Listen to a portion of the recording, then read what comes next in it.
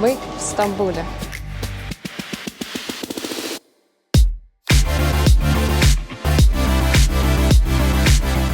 Стамбул — это город, который успел побывать столицей Римской, Византийской, Латинской и Османской империй. Стамбул — это мегаполис, который расположился одновременно аж на 2 континентах. Стамбул — это город колоритных рынков. В Стамбуле покупка мороженого превращается в целое представление. В этом городе находится более 300 мечетей. И самое приятное, Стамбул — это столица котиков. И котики здесь, ну просто повсюду.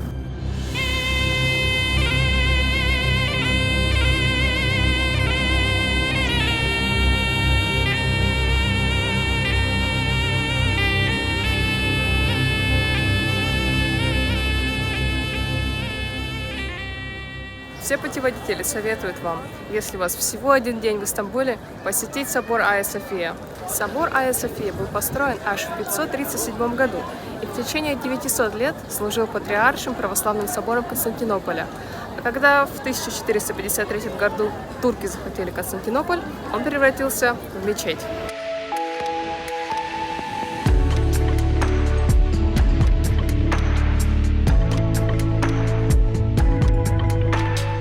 Прежде чем войти в этот собор, нужно снять обувь.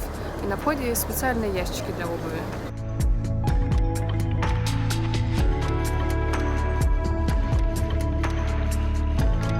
В храме удивительным образом соседствуют 2 религии – ислам и христианство. Главной достопримечательностью в Стамбуле является собор Айя София. А если вы пришли посетить Айя Софию, то не забудьте посетить и голубую мечеть. Она располагается всего в 300 метрах от Айя Софии.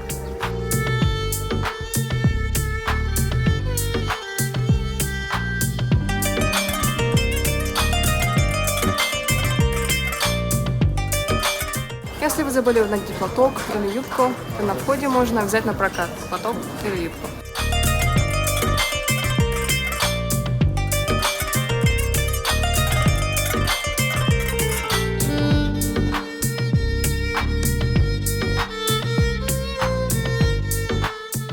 Еще одно занятие в Стамбуле – это круиз. И мы как раз собираемся сейчас этим заняться.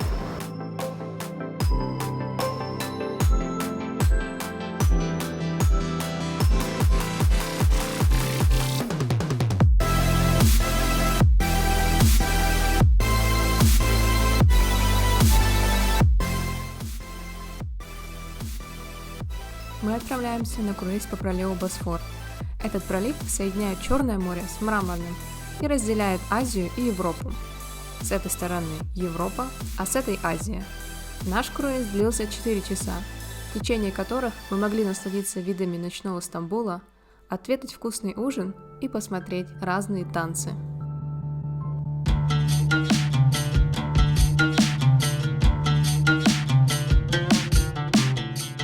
Сейчас я нахожусь в Европе. А теперь я в Азии. А осуществить это волшебное перемещение между 2 континентами можно с помощью общественного транспорта. Нехватки общественного транспорта в Стамбуле не ощущается. Транспортная система прекрасно развита и постоянно совершенствуется. В Стамбуле есть метро, автобусы, трамваи, водный транспорт, канатная дорога и фуникулеры. Для того, чтобы воспользоваться общественным транспортом, нужно купить Истанбул карту.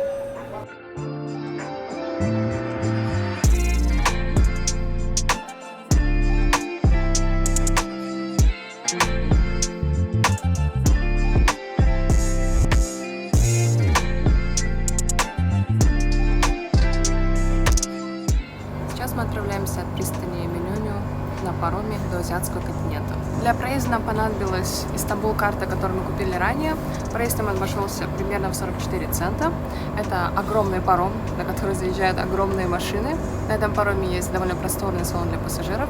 Здесь можно купить горячие напитки и даже еду.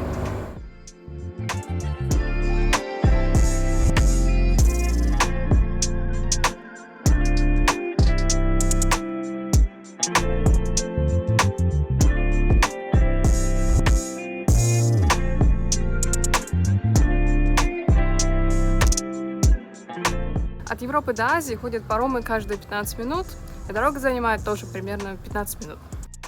Добраться до азиатской части города можно не только на пароме, а еще и на наземном транспорте или на метро под проливом Босфор. Мы сейчас собираемся посмотреть на железнодорожную станцию, но она закрыта на реконструкцию. В азиатской части города находится вокзал Хайдар-Паша. Мы надеялись на него посмотреть, но нам не удалось. Этот вокзал был построен в начале 20 века.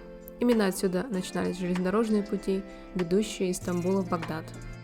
В европейской части города повсюду спят бездомные кошки, а в азиатской части города повсюду спят бездомные собаки. Мы сейчас идем по улице Бахари, советую по ней прогуляться. На этой улице расположено огромное количество магазинов и ресторанов.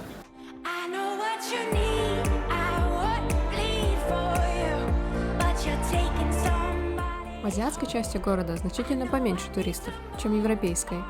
Да и цены здесь немного поприятнее. В азиатской части советуем заглянуть в этот парк. Он очень красивый, уютный, и здесь очень много кошек. Прям очень много, вот реально очень много. Очень много кошек.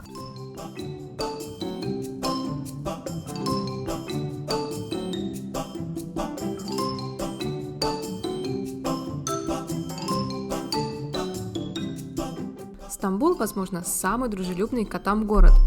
Кошек здесь очень любят, местные за ними ухаживают и кормят их. Вряд ли можно найти еще одно место, как Стамбул. Здесь бездомные кошки сытые, чистые, здоровые и счастливые. Котики здесь повсюду. На улицах, в ресторанах, в магазинах, в парках, везде.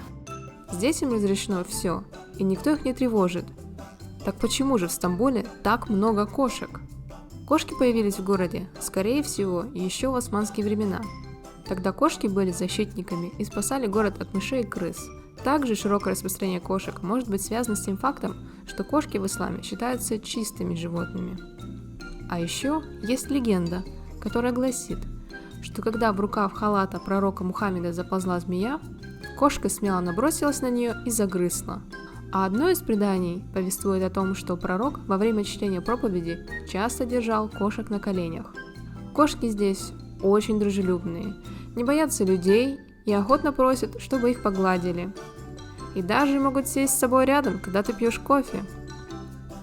По приблизительным подсчетам, в Стамбуле проживает около 125 тысяч котов на улицах.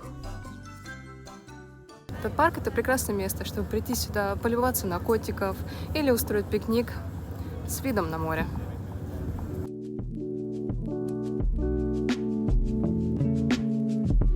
А теперь настало время возвращаться обратно в европейскую часть города. И снова на пароме.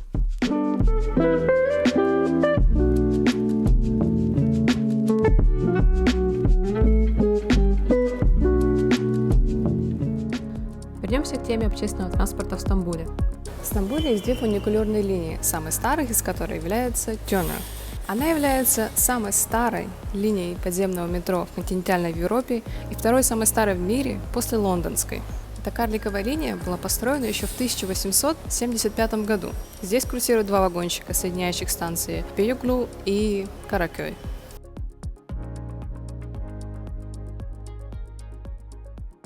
Мы сейчас с вами находимся на улице Истикляль. Это самая популярная пешеходная улица в Стамбуле. Эта улица длиной 1,5 километра, полна книжными лавками, сувенирными магазинами и ресторанами. Единственный разрешенный транспорт на этой улице – это трамвай. Но он выполняет сколько не функцию общественного транспорта, а дает дань традициям. Он возит людей по неизменному маршруту с 19 века. Распознать этот трамвай можно по ярко-алому цвету. Маршрут начинается от площади Таксим и завершается возле остановки Тоннель. Красные трамвайчики уже долгое время считаются одним из важных городских символов.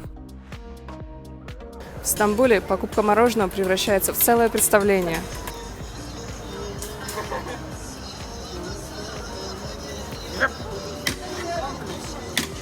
Кстати, это не совсем привычное для нас мороженое, это называется дондурма. Делается дондурма из молока и сахара с добавлением салипа и мастики. Консистенция мороженого получается вязкая, благодаря этому продавцы устраивают небольшие развлекательные представления.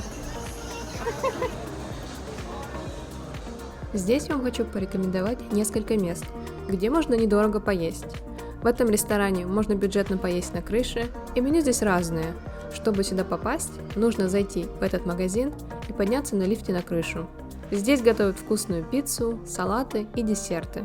А здесь очень вкусная местная еда.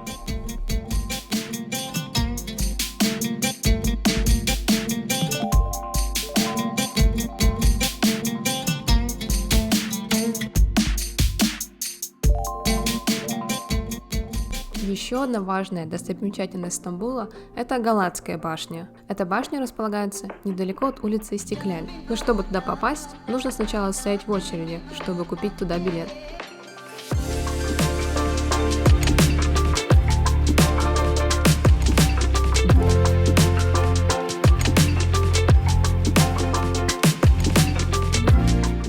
С башни высотой 63 метра открывается головокружительная панорама на город. Ради этого на нее стоит подняться.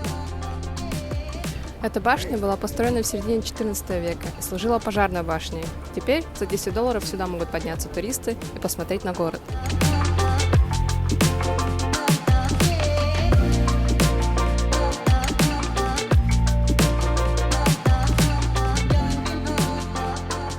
А вот обратно на лифте спуститься не получится. Обратно придется спускаться пешком. И, конечно же, придется пройти через магазины с сувенирами.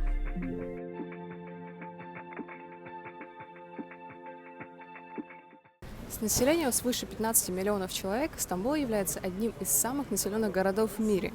Каждый пятый житель Турции живет здесь. Первое название города было Византий, а в 330 году Константин перенес сюда столицу Римской империи, и город стал называться Константинополь. После распада империи Константинополь стал столицей Византийской империи, а в XIII веке был разграблен крестоносцами и стал столицей Латинской империи. Восстановившаяся Византия просуществовала до 1453 года, когда город был взят турками. Султан Мехмед II провозгласил ее столицей Османской империи. Столицей Турции Стамбул не является. В 1923 году, после войны за независимость Турции, победу одержала Анкара.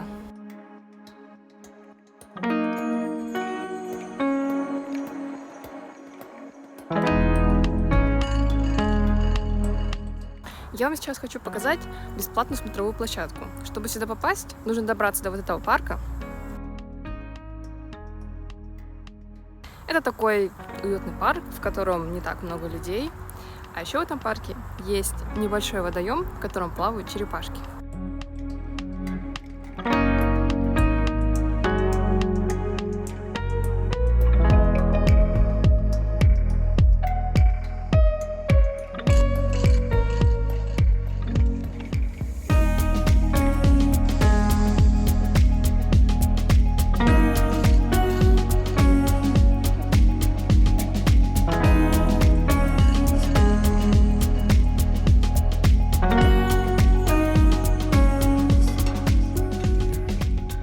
Если вы приехали в Стамбул, то вам нужно обязательно попробовать симит.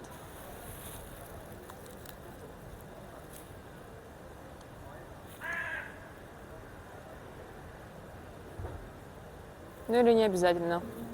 Это просто булочка.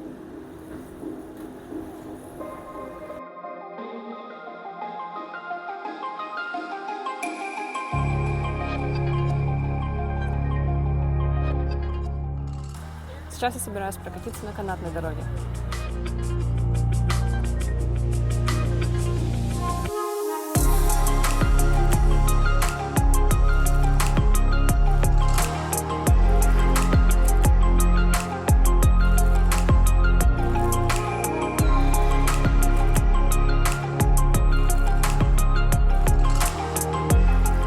Еще одна смотровая площадка, которую я вам хочу показать, это гора Пьер-Лотти.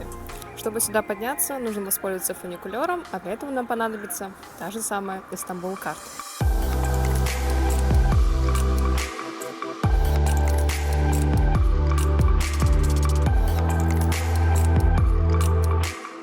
С этой смотровой площадки очень хорошо видно город, а еще здесь есть очень много разных кафешек.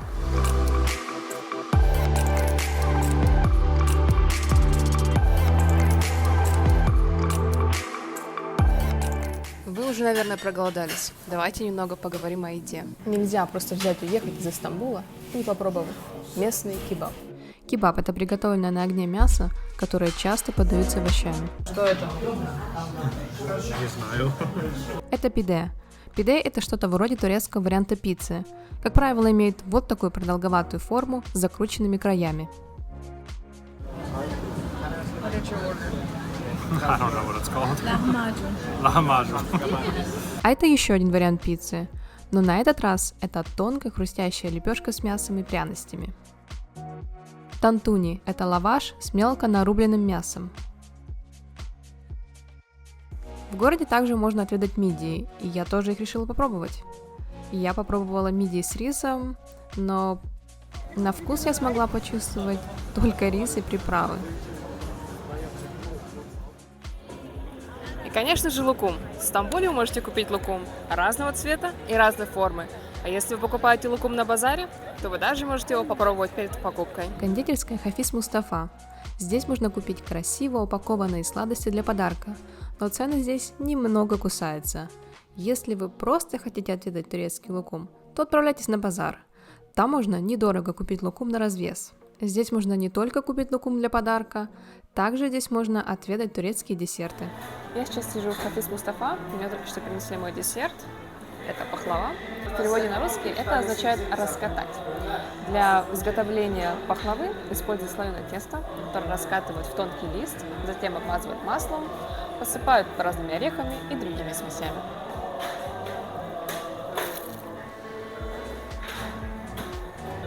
Вообще мне нравится. Вкусно. Очень вкусно. Необычно. И, как всегда, конечно же, очень сладко. Но мне нравится. Я сейчас себе купила какой-то турецкий десерт. Он выглядит вот так. Называется халка.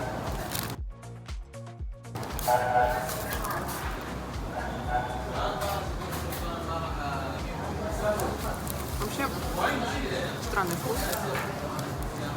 Я бы точно не назвала это своим самым любимым десертом. Очень жирно и очень сладко.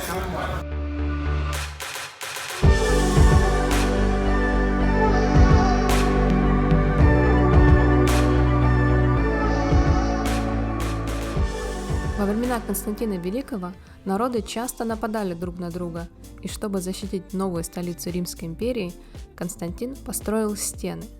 Со временем город рос, и стены достраивались. Стены окружали столицу со всех сторон, защищая Константинополь от атак с моря и по суше. В некоторых местах в Стамбуле до сих пор сохранились стены Константинополя. Мы сейчас находимся вот тут. Это Золотые ворота. Это был главный парадный вход, который использовался специально для триумфального въезда императоров в город по случаю победы или других важных мероприятий, например, коронации. У стен было несколько ворот, обеспечивающих доступ в Константинополь. Эти ворота были частично разрушены землетрясением в 1509 году, но и сегодня остатки стен до сих пор можно видеть. Вся эта конструкция имеет вот такую форму.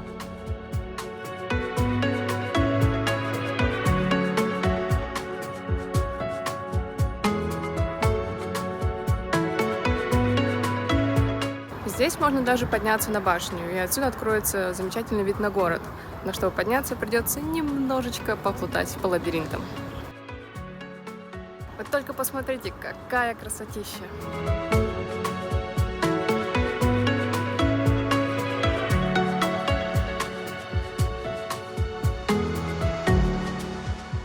Так, я вам уже говорила, что котики здесь, ну просто повсюду. Сейчас я поднялась на башню, и здесь, пожалуйста, черный котик.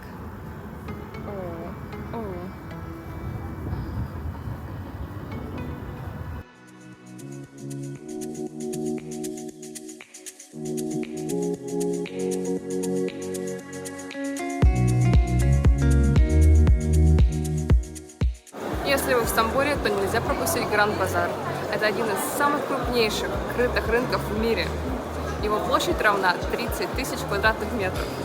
На 66 улицах расположено более 4000 различных магазинов. Ежедневно этот базар посещают более полумиллиона посетителей.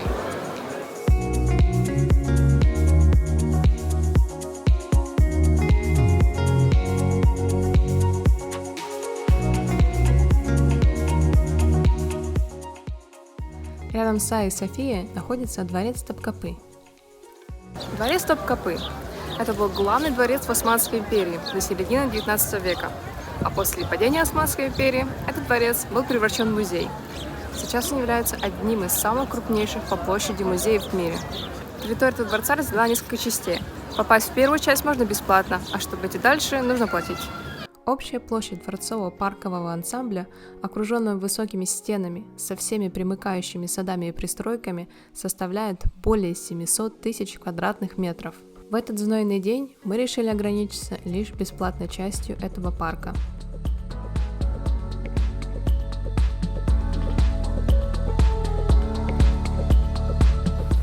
У меня находится Галатский мост. Мост представляет собой двухэтажную конструкцию, на первом этаже которого располагаются прогулочная зона и рестораны, а на втором этаже осуществляется автомобильное и трамвайное движение.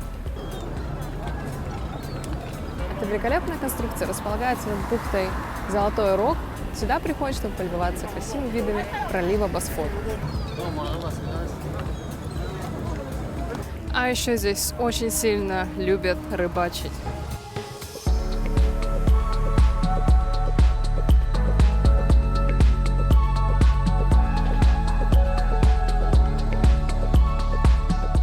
Рядом с мостом находится площадь Эминюню.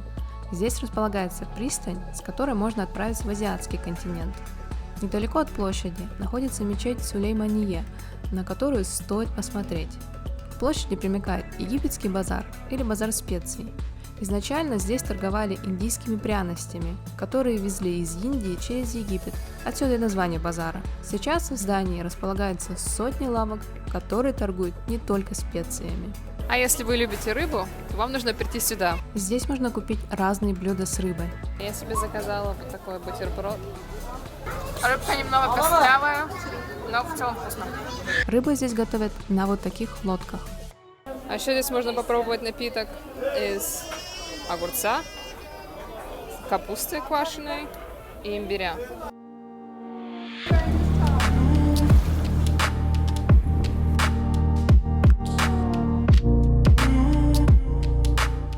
Турция является относительно бюджетным путешествием, а причина скрывается в стремительной инфляции турецкой лиры. Сейчас в Турции самый высокий уровень инфляции с 1998 года. В сентябре годовая инфляция достигла 83,5%. Существенным фактором, влияющим на рост цен в Турции, аналитики считают политику правительства по снижению процентных ставок для ускорения экономического роста. Всем спасибо за просмотр и увидимся в следующих роликах. Всем пока!